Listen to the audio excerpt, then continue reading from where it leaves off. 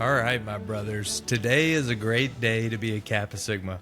So honored to be able to invite one of our brothers, Brother Joey McGuire, here today to be able to talk about all things Kappa Sigma, leadership, and how to really get the most out of Kappa Sigma. Thank you so much for being here today. You bet, man. I love the way you started that because we say that all the time. It's a great day to be a Red Raider. Oh, really? And I said the same thing. I hate to say this part, but, the Cedar Hill was the Longhorn, so I used to say it's a great day to be a Longhorn, but that's a Cedar Hill Longhorn, not a Texas Longhorn. Yeah. Get it. I love that, man. Yeah, man. It is a great day to be a Kappa Sigma. I'm so Yes, excited sir. to be able to talk to you. So just for audience, kind of catch us up on kind of your background in Kappa Sigma and Yeah. what brought you here today.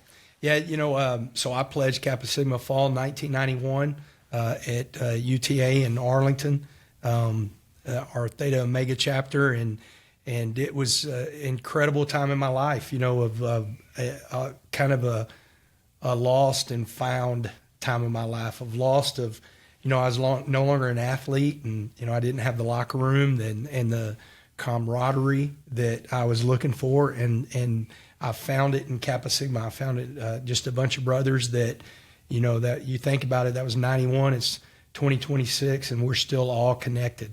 It's such a cool story of being connected with those guys. And, this year when we played BYU on College Game Day, I had a bunch of fraternity brothers out there. And when we played BYU in the Big 12 Championship, the bunch showed up to support me there. And so, we've been there for each other through, life, good and bad and everything else. That is so great. And so I would really like to talk about kind of your overall philosophy on how you lead. Yeah. Thinking about it from a Kappa Sigma aspect and an athletic aspect, I would assume that you have to lead indirectly a lot. So how do you build trust in your organizations? What are the ways that you continue to build relationships, and kind of explain that process? Yeah, it is. It's a lot alike, in both. If you're a leader in Kappa Sig or if you're a leader in any industry, I think you've got to have people that are like-minded in a goal that you're trying to reach, not like-minded that we're all going to do the exact same thing. You've got to have a group that is like-minded, that they trust and believe in your statements and your mission and what you're trying to do, but they put it in their own words. But, like, this is how we're going to do things. I think the thing that you, like right now, we just got to playing and won the Big 12 championship, and that was that team. I really believe, and it's something that we're actually going to use because we start our culture building, our team building next Wednesday, is your life. Like, I was born in 1971, and there's that dash, and that dash makes up every year, 72. So right now in my dash, it's 2026. It's not the ending. It's just that part of that dash. And so I think it's really important to understand that every team, every group, every pledge group that you have, every team that you have, it's a different year. And you can't assume that they're all on the same page right now just because they walked in the building and they're Kappa Sigs, or just because they walked in the building and they're a Red Raider. You have to create that, and you've got to keep building it. And then you've got to find ways to connect with each one of them. I can say something to you that you automatically get that the guy next to you doesn't understand what you're saying, or it doesn't mean anything to him the way you said it. So one thing with me, I'm constantly trying to say the same thing in a bunch of different ways. I think that's really important. And then, trying to get everybody on the same page, so my pages don't have a lot of pages to it. Like, it's this is who we are, this is who we're trying to become, this is how we define it, and then this is how we get there. I love that so much. And when you come to something that you said earlier, the standard, Yeah. and that standard is excellence. Yeah. Like, how do you continue to evolve that to where it is something that your team is overly ambitious after? How do you continue to shape that narrative? Yeah, I think once you see it, then you've got to show it. And so give me an example, like we're an effort-based team. Like, when you turn on the TV, when you are playing against us, you turn on the tape, you ought to see a team that plays at a really fast pace. Well, most people think that's because we're fast. It doesn't have anything to do with how fast you are. It's the effort that you're giving. Like, how hard are you playing? So with us on defense, we had an effort tape. So if you have a play that's got great effort, you're going to end up on the effort tape. Well, we're also going to show the guy that didn't give the standard. Like, this is not who we are. Like, so you've got examples of, like, here's who we are, and this is who we're trying to be, and this is who we're not. And we're showing both of them. To do that, everybody's got to understand, like, we're not attacking you personally. We're attacking that play, and that's not the standard that we play at. And so you've got to really, to me, I think it's important to build the trust level that, hey, look, it's nothing personal. Right. And we're not trying to, like, you may feel that way, but it's not. It's like, here's who we're trying to become, be able to show an example of that, and then we're trying to live up to it. So our effort tape, especially on defense, man, they're fighting like crazy to get on it. And then we show it and we celebrate it. And so then the next day, that guy maybe that wasn't on it, now he's fighting to get on it. So it's all like this constant battle of trying to reach that standard and getting everybody, to play or to try to succeed at that level. I love that. And, I was reading a book, Radical Candor by Kim Scott. It came out in 2001. She was an executive vice president for Google. And she shared at that time that 56% of the United States population won't tell somebody directly what they need to hear because they're afraid that it will affect their relationship, right? Right. And being able to highlight the successes and when somebody does leave gas in the tank and they don't give it their all, I think is the difference between good and great. Right. And I think that is something that we as Kappa Sigmas can do a much better job of, is recognizing publicly when some of our brothers absolutely crush it, when they go out and do it. And then the guys who might not be giving their best because what their best is looking like. So let's go down that route for a second. Like, how do you see ego and then be able to bring it into a bigger picture? If somebody does think that they might be too cool to participate or anything like that, how do you shape that from an organizational perspective? Yeah, I think it's really important. One, defining where you're trying to get to, and how you get there. And it looks different for everybody.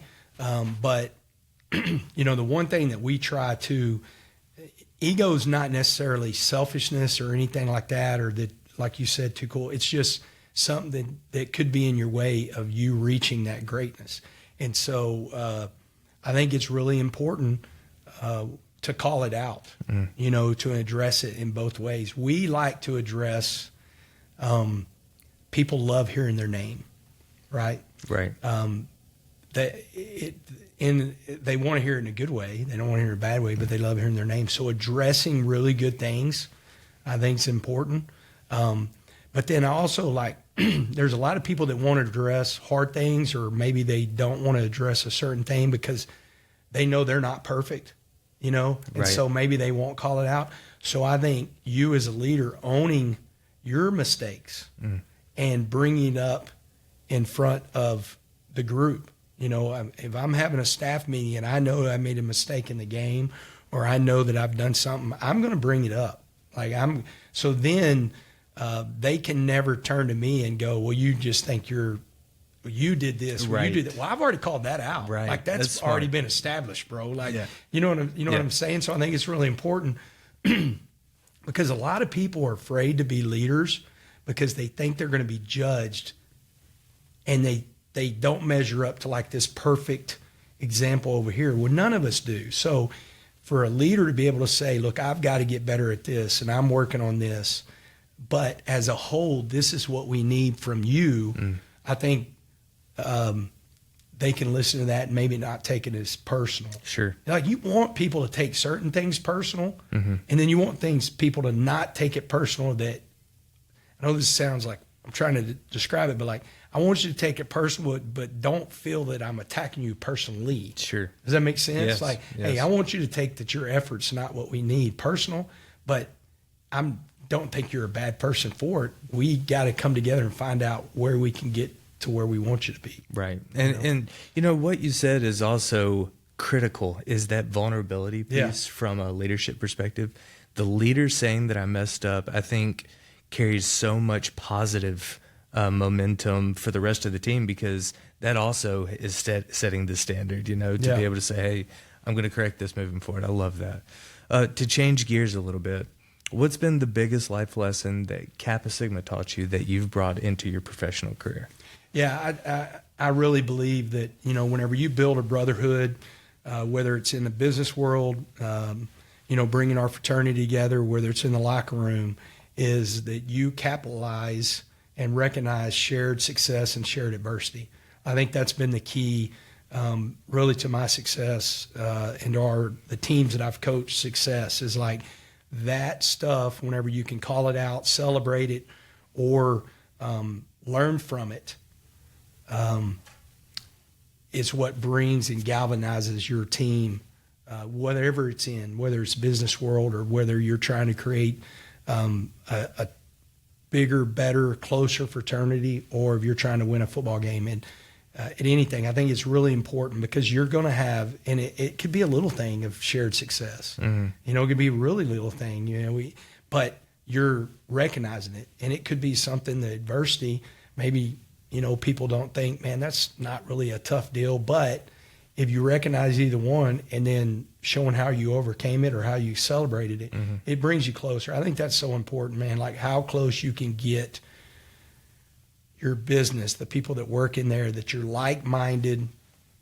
We're not all alike in the way we do things, but we are like-minded, that we have the same goal. Mm. And you bring those people together through shared success and shared adversity. I love that. I love that.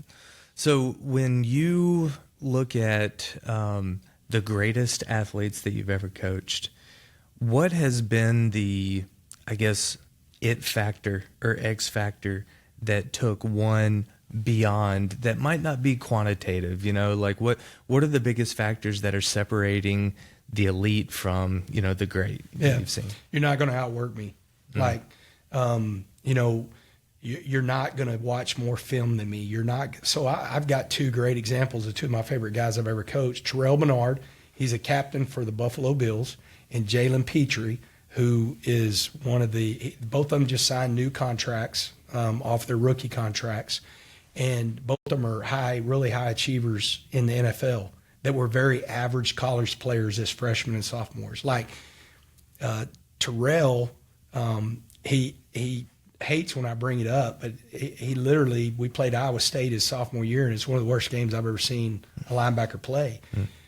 Those two guys, I've never, and I use them as examples, and I think it's helping my guys really grow. But those guys, you were not going to outwork them. There was never a time that they didn't empty the tank, but there was never a time that they weren't, after practice, shower, they went and ate anything they had to do academically, and then they were in the film room. Like, they were watching practice. I remember our defensive staff meeting was next door to my position meeting room, and they would watch film in my room so they could walk next door to talk to the defensive coordinator or the position coach, having questions off the film. Mm-hmm. And you just saw how they just got better and better and better. One was a consensus All-American his senior year, and he was a second-round draft pick, and the other was a third-round draft pick. You just weren't going to outwork them, mm-hmm. I want to brag on my daughter. My daughter is a fashion designer. She's starting her own label, and the one thing I remember, 2018, she's living in New York, and I call her. It's late, and I see that she's still at work, so I'm nervous. I'm a Texan, man. I don't know anything about Manhattan, New York, other than what I think I know, and right. It's nothing like I thought it was, and I'm like, hey, Ray, what are you doing? Where are you going home? And she goes, well, I've got stuff to do. I got to finish this project. And I said, well, who's up there? And she goes, nobody. I'm the only one up here. And I said, really? And I said, Dad, she literally said to me, Dad, these people can't outwork me. Mm. And this is a young lady that Taylor Swift wore her dress. She's had a dress on the cover of People magazine. She's had a dress on the cover of 17 magazine. And she's turning 30 March 5th. And she was having that, 25, 26, a young person that was her mindset. Like, there's people that are talented that never reach their potential because they never get past that they're just living off their talent. They're never getting past that, like, hey, there's people that are more talented than you that last in this industry a lot longer because they outwork you. Or there's people that are less talented than you that last in this industry a lot longer because they outwork you. Like, you know, there's I forgot who wrote about, like, talent's not enough. Like the great book that I think it's John Maxwell, maybe. It's been a long time since I read it, but, like, talent's not enough. Like, right. the work ethic that you have, really at the end of the day is where you're going to be good or where you're going to be great. I love that. You know, Gary Player, the famous golfer, said that somebody came up to him at a PGA tournament, and the guy said, "I wish that I could play golf as good as you." And Gary said, "No, you don't." And the guy was like, "What do you mean?" And Gary was like, "Because there were me hitting 1,000 golf balls a day until my hands bled. Yeah. There were, you know, all the behind the scenes stuff. And then, like, fast forwarding to you and the success that you've had in coaching. You know, one thing that we hear a lot from Generation Alpha and Gen Z is, like, the work-life balance piece. You've got a great professional team. You've got a great personal team, beautiful wife, kids. Like, how do you manage that? Like, what is the balance on that? There's no balance. There's not. That Right. doesn't exist. You know, I don't find a person that's at the top of their profession and see if they actually have a work-life balance. Right. What it is do you bring those people with you? That's the balance. Like, you know, for me and my coaches, we're a very family-oriented staff. And so on Wednesdays after practice, you're going to see every wife and every kid. If it's a serious girlfriend, you know, my son coaches our running backs. He's got a fiance. They're all going to be up there after practice and get to see everybody and hug and all that. But, like, I don't know the people. Maybe they're at the end of their career and they've got a little bit more balance because they've done X, Y, and Z. I just don't think that exists. And I think the problem is we're trying to find that, and we're trying to make everybody feel good. And the feel good, there's not that balance. The balance is, if you're going to be great, this is what you have to do. If you want to find balance to where you're going to have a great relationship, then you got to bring those people with you. I think it's really important. I talk about it all the time. You know, I've worked with some great coaches, I've worked with some guys that are really family oriented, and I've been really lucky to show that, you know, have those examples. I think that's where the balance is. Like, give you an example, whenever school starts in Lubbock, Texas, you know, we're not going to start any kind of meeting until their dads can take the kids to work. I mean, to school, you know, and so if they're going to school at 8:30, then our first staff meeting is going to be at 9 o'clock. And that's every Monday. If they wanted to take their kids to school every Monday, they could. I got to create some of that, what we call awesome. Balance. But I don't know any successful person that what everybody say balance is or what they think balance is lives that life. Right. I don't think that, because the great people are obsessed of being great. I am so happy that you answered the question that way. And ultimately it's like paying the price, right? Yeah. You know? Yeah. And for some reason, I don't know if it's the Instagram world or, you know, like the highlight reel, but there really isn't a world where you don't pay the price and see the result, right? But it's both ways. It's opportunity cost of paying that price. And so I think that that's so incredibly important for all of our brothers that are listening to this, that if you want to be great and you want to be in that top 1%, you got to be willing to pay the price that 99% of the other people aren't willing to pay, right? Right. And so I'm super grateful for that. Thank you for sharing that. You bet. Looking Forward, what's the next 5 years look like for you? What are the things that you're most excited about that you're going to execute? You know, it's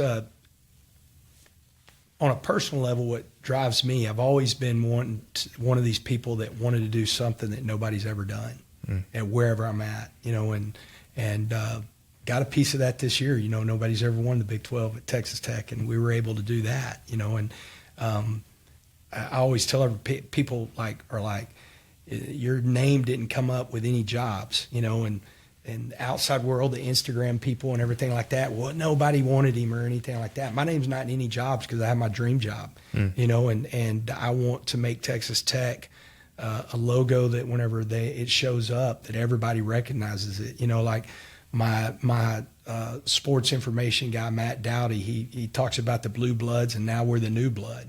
Like we're wanting to, strive for that. So that's what we're really striving for. I'm chasing Mike Leach. He's the all-time winningest coach at Texas Tech. I think I have so much respect for Coach Leach. He changed football. There's very few coaches that change football. There's a lot of coaches that think they do, but there's very few coaches that actually change the game. He changed the game, but he won 84 games at Texas Tech, and I want to win more than 84 games at Texas Tech. And so, like, stuff like that drives me, personally. The things that we drive, as a whole of winning the Big 12 and, I think we talked about it earlier, but we hold every single GPA record in the history of Texas Tech football. Wow. We've been playing football for 100 years, and our semester, my lowest semester at Texas Tech is the highest semester of all time. So, whenever I always tell guys, whenever my dash is over, and you put a year on the end of that, I hope it's no time soon, that people say he loved his players and helped them become better men. That it was more about football, but then also the selfish / ego side, there's going to be people saying he was the winningest coach. He was the first coach that won a national title. Like, all of that's part of it. For me to change lives, I got to win games, or I get fired and I got to go find another job. I can change lives at the other place, but I don't want to. I want to wear the red and black for the rest of my life and do it at Texas Tech. I love that, man. I absolutely love that. And, people follow passion. Also, another important point for the brothers that are listening. If you are lackadaisical or non-passionate about something, you're not going to have a lot of people follow Right. you. This man embodies passion. Had the opportunity to listen to him speak earlier, and it's amazing how captivated every single person in that room was, and it's because of how passionate he is. Last question for you. If you could go back to 1991 and talk to yourself, give him 3 pointers, what would they be? I'm going to be honest, and I was challenged by one of my mentors to always use this because I've made mistakes in my life, and in the world we live in right now, it's pretty easy to say Uber. One of the mistakes I made, I didn't Uber. I think, I'm going to be really honest. We talked about the vulnerability, and I love Kappa Sigma, and it changed my life. So as Kappa Sigmas are listening to this, young and old, I think there's some important things that I would have told myself, in 1991, man, be smarter with that. I think I would continue to constantly say it's not balanced, but there are priorities. And you've got to define your priorities and keep those priorities in order. You hear it like God, family. With me, God, family, football, that's kind of it. And sometimes they'll get out of whack. And I would tell myself, man, really focus on not letting them get out of whack. Don't let one overpower the other. And that's really hard to do. I would say that. And then I think the last thing I would tell myself, and I think it's really important, and it has nothing to do with complacency, but I think that too many people don't get to smell the roses when they're alive. Everything's said after, whether it's in their obituary or at the funeral that their friends are talking about. The reason I say that, I remember I was young, 34 years old. We won a state championship, went 16-0. And, I don't want to say I didn't enjoy it, but there's not enough times that I didn't take a deep breath and say, man, that was a really cool moment. There's times that I think I would say that. I think those are the 3 things that I would tell myself, going back. And then the one thing, I learned this a couple years ago. I had a player come in and tell me that his dad told me that, like, it's not the stuff that you did that you regret. The stuff that you did that you say you regret, it really are life lessons. The things that you didn't try to go do are the things at the end of your life you're going to regret. The things that you didn't go really attack or give it your all in everything you're doing is probably the things you're really going to regret. God, that's so good. You know, presence, being where your feet are. Yeah. That's like how It's one of our big deals. That's how you live life, man. Yeah, no doubt. So powerful. Well, my brother, thank you so much for your time today. Thank you so much for listening to the Second to None podcast. Excited about being able to see what Texas Tech does next year. Thank you, man. All Appreciate right. it. Hey, KDB.